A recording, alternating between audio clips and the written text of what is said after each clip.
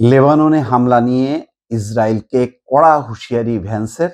আর অপর খবরটি হচ্ছে ইসরায়েলি হামলায় লেবাননে 18 জন নিহত। যখন কড়া হুঁশিয়ারি দিচ্ছে তখন ইতিমধ্যে 18 জন নিহত হয়েছে লেবাননে। ইসরায়েল বলছে যে তারা এই শান্তি চুক্তিতে যে লেবাননের অংশটা যুক্ত করা হয়েছে তার সাথে তারা সম্পৃক্ত না। তারা তাদের মতো করে তাদের নিরাপত্তার স্বার্থে যা যা করণীয় তারা করবে। দক্ষিণ লেবাননে তাদের অবস্থান তারা ছাড়বে না। তো সেই কারণে মার্কিন ভাইস প্রেসিডেন্ট কড়া হুঁশিয়ারি দিয়েছেন যে বলছেন যে মার্কিন প্রেসিডেন্ট ডোনাল্ড ট্রাম্পের সই করা ইরান চুক্তি সমঝোতা স্মারক মেনে নেওয়ার জন্য ইসরায়েলকে হুঁশিয়ারি দিয়েছে।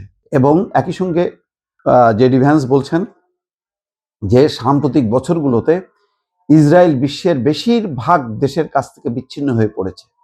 এখন শুধু যুক্তরাষ্ট্রই তাদের একমাত্র শক্তিশালী মিত্র হিসেবে অবশিষ্ট আছে। কথা সত্য, কোনো মিত্র নেই। বস্তুত ইউরোপের এবং অন্যান্য এশিয়ার বিভিন্ন দেশের একটা দুইটা থাকতে পারে, হয়তো ভারতের কথা বলেনি কেন বুঝলাম না। ভারত হয়তো এই টোটাল এশিয়া ইউরোপের মধ্যে ভারত আর ওইদিকে আমেরিকা, এছাড়া ইসরায়েলের পাশে সত্যিই কেউ নেই।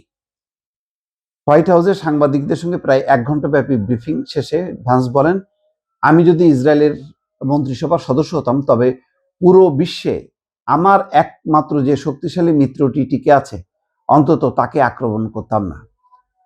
তার মানে জিনিসটা হচ্ছে তিনি বলতে চাচ্ছেন যে এখন লেবাননে হামলা করা মানে হচ্ছে যুক্তরাষ্ট্র এবং ইরানের মধ্যে যে সমঝোতা স্মারক হয়েছে তার বিরুদ্ধে যাওয়া, তার মানে হচ্ছে আমেরিকার বিরুদ্ধে যাওয়া। কিন্তু ইসরায়েল কিন্তু করে যাচ্ছে। এই জন্য আমি পাশাপাশি বললাম যে পত্রিকার রিপোর্ট এবং টেলিভিশনের সর্বশেষ আপডেট যে ইসরায়েলি হামলায় 18 জন নিহত হয়েছে।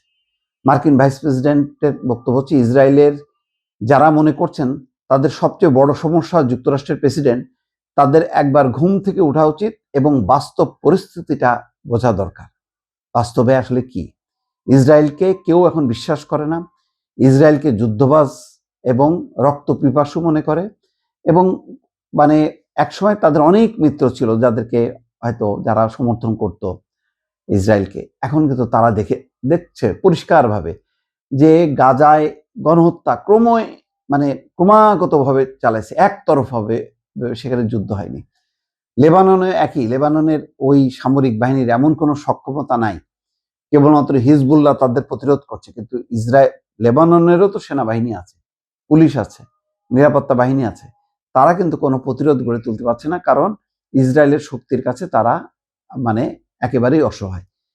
অসহায় বলে সেই দেশে যা খুশি তাই করবে, এটা তো হইতে পারে না। হিজবুল্লাহ যেখানে মেনে নিচ্ছে যে যুদ্ধবিরতি, কিন্তু ইসরায়েল মানছে না।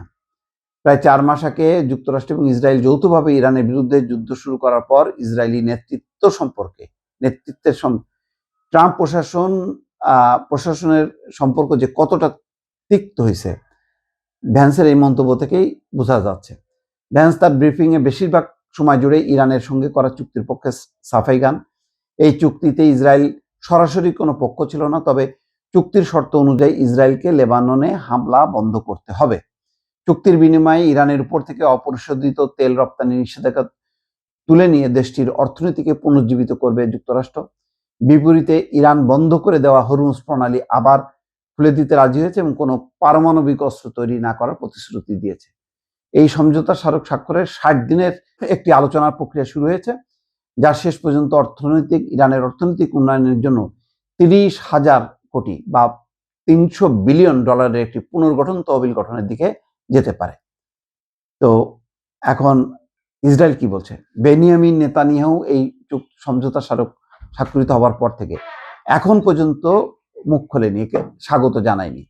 বরং নেতানিয়াহুর একজন উপদেষ্টা বলছেন যে সমঝোতা স্মারকের লেবানন সংক্রান্ত অংশটি মেনে নিতে ইসরায়েল কোনোভাবে বাধ্য নয়, এবং বাধ্য নয় বলেই তারা এই যে হামলার ঘটনাগুলো ঘটছে।